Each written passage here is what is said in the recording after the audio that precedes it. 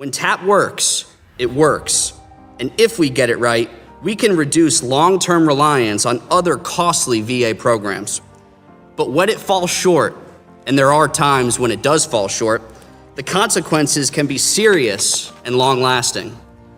This is especially true for our nation's citizen warriors who navigate military to civilian transitions repeatedly throughout their careers. Whether coming off active duty orders, returning to civilian employment, navigating benefits across duty statuses, or spending decades in the gray area awaiting retirement benefits, each stage presents its own unique set of challenges. Despite this, TAP remains largely built around a single end-of-career transition designed primarily with the active duty force in mind. I want to be absolutely clear. ROA's highest education priority remains the Guard and Reserve GI Bill Parity Act. Too many reservists serve under duty statuses that fail to qualify for full GI Bill benefits, even when those duties are essential to our national security. That must change, and it must change quickly. I recognize Ms. Ramirez for 5 minutes. Thank you, Chairman. So let me start by saying that while the National Guard is in the news this week, I think it's fitting we talk about the unique challenges faced by the National Guard members when it comes to receiving their benefits in the same way that active duty members do.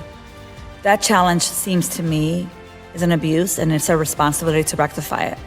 But before I go into that a little more in detail, I do want to point out another thing that I think is abuse. The National Guard's recent deployment in LA by Trump's unilateral decision is also an abuse, an overreach of power. One that I frankly believe is Congress's responsibility, our responsibility to rectify. The National Guard's mission is to support both state and federal operations, including disaster response and military readiness. When they're deployed consistent with that mission, which again, I would point out, they're not in LA, they should be properly credited for their time in service and earn benefits at the same rate as their active duty counterparts do.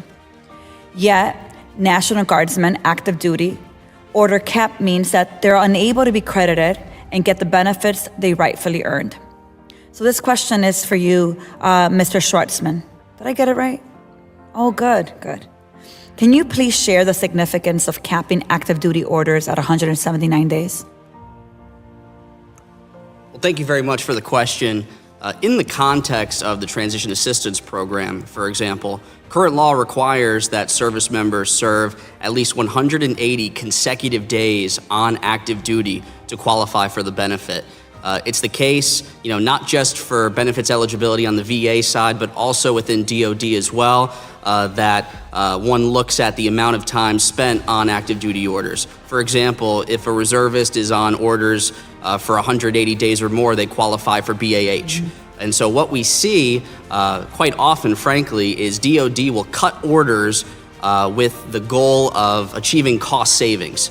And so our recommendation, for example, is to amend the eligibility criteria for participation in TAP from its current structure to 180 cumulative days of active service, which would also include time spent on drill weekends and manual or mandatory training, which is also another restriction under Title 10, Section 1142. Got it.